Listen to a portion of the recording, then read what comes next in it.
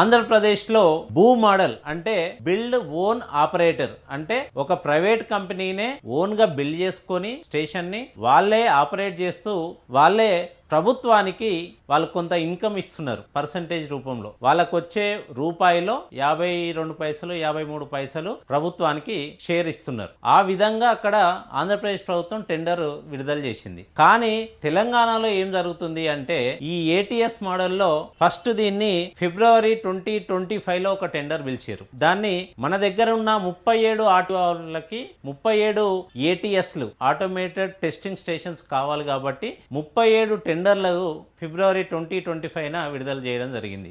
ఏ కారణాలనో తెలియదు కానీ దాన్ని క్యాన్సిల్ చేశారు. రెండో టెండర్ మళ్ళీ జూలై 2025 పిలిచారు. ఏ కారణమో తెలియకుండా మళ్ళీ క్యాన్సిల్ అయింది. మళ్ళీ ఇప్పుడు ఏప్రిల్ 2వ తారీఖు ఈ సంవత్సరం ఇంకొక టెండర్ పిలిచారు. దాంట్లో ఏం చేశారంటే ఇంతకుముందు 37 స్టేషన్లకి 37 సపరేట్ టెండర్లు ఇచ్చి ఇప్పుడు మాత్రం ఏం చేశారు అంటే ఒక 2 ఫేజ్లలో 3 ఫేజ్లలో దీన్ని తీసుకుందాం అనుకుని దాన్ని క్లస్టర్ల వారీగా చేశారు. ఒక 7 స్టేషన్లు కలిపి ఒక క్లస్టర్, ఒక 8 స్టేషన్లు కలిపి రెండో క్లస్టర్, ఈ మొత్తం కలిపి 15 స్టేషన్లకి ఇప్పుడు టెండర్ పిలవడం జరిగింది. అది రేపే లాస్ట్ డేట్. అయితే ఇక్కడ ఏం జరిగిందంటే ఫస్ట్ టెండర్ పిలిచినప్పుడు ఒక్కొక్క ఏటీఎస్ కి అంటే ఆటోమేటెడ్ టెస్టింగ్ స్టేషన్ కి అయ్యే ఖర్చు 8 కోట్లుగా నిర్ధారించింది ఈ ప్రభుత్వం. 8 కోట్లు శాంక్షన్ చేసింది కూడా. అయితే అట్లా చూస్తే మనకి 37 స్టేషన్లకి దాదాపు 296 కోట్లు అవుతుంది. అయితే ఈ 2 సార్లు టెండర్ క్యాన్సిల్ చేసిన తర్వాత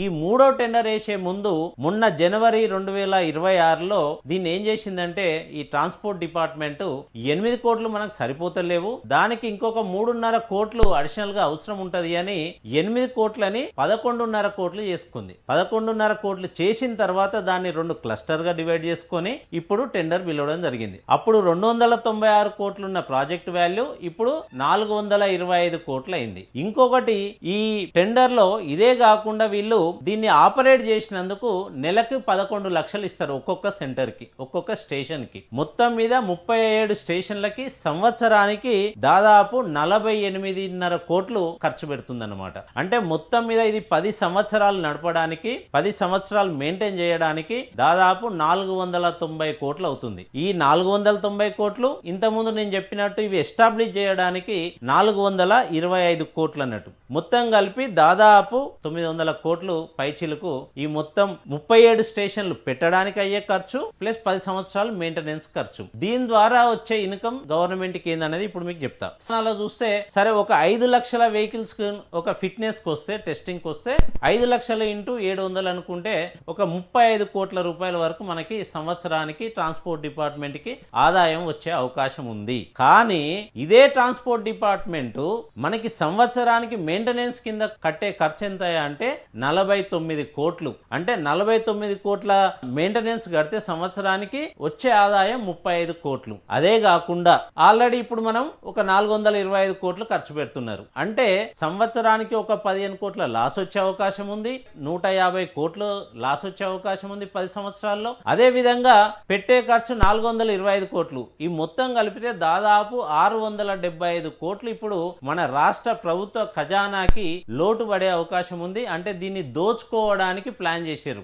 అంటే దాదాపు 600 కోట్లు స్కామ్ జరగబోతుంది. దీని ద్వారా దాదాపు పక్క రాష్ట్రాలు 2000 ఫిబ్రవరిలోనే ఇగో ఇట్లా డిజైన్ ఇచ్చి ఒక ఆటోమేటెడ్ టెస్టింగ్ స్టేషన్ ఎట్లుండాలనే ఒక డిజైన్ ఇచ్చి ఈ డిజైన్ కి 8 కోట్లని ఇచ్చి మళ్ళీ ఇప్పుడు 3.5 కోట్లు ఎందుకు పెంచాల్సి వచ్చిన అవసరం ఉన్నది? ఇక్కడ నేను సూటిగా రేవంత్ సర్కార్ ని ఒక 4 ప్రశ్నలు అడగదలుచుకున్నా. ఒకటి, పక్క రాష్ట్రాలు బీఓఓ మోడల్ తీసుకుంటే, పక్క రాష్ట్రాలు పీపీపీ మోడల్ తీసుకుంటే మీరెందుకు క్యాపెక్స్ మోడల్ తీసుకోవాల్సిన అవసరం వచ్చింది? మీరెందుకు ప్రభుత్వ సొమ్ముతోనే ఇది మొత్తం కట్టాల్సిన అవసరం ఉన్నది? రెండోది, 2 సార్లు టెండర్ క్యాన్సిల్ చేసి మళ్ళీ 3వసారి ఈ టెండర్ ఎందుకు ఇవ్వాల్సి వచ్చింది? ఎందుకు క్యాన్సిల్ చేశారు? 3వ క్వశ్చన్, ఈ టెండర్ లో 2 క్లస్టర్లకి 2 టెండర్లు ఒకేసారి రిలీజ్ చేసినప్పుడు ఒక క్లస్టర్ లో 50 కోట్లు ఎందుకు పెట్టాల్సి వచ్చింది? ఇంకో క్లస్టర్ లో 8 కోట్లు ఎందుకు పెట్టాల్సి వచ్చింది. 4వ ప్రశ్న, రేపు టెండర్ ముగుస్తున్న టైంలో క్లస్టర్ 1 లో ఉన్న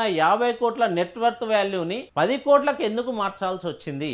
ఈ 4 ప్రశ్నలకు ఈ ప్రభుత్వం సమాధానం చెప్పాల్సిన అవసరం ఉన్నది. ఎందుకు అంటే దీని మొత్తం వ్యవహారం వెనుక ఒక మంత్రి అన్న కొడుకు ఉండి 600 కోట్ల ప్రభుత్వ సొమ్ముని దోచుకోవడానికి పక్కా ప్రణాళికతో వీళ్ళు ముందుకెళ్తున్నట్టు కనపడుతుంది. కాబట్టే ఈ టెండర్లలో ఇన్ని మార్పులు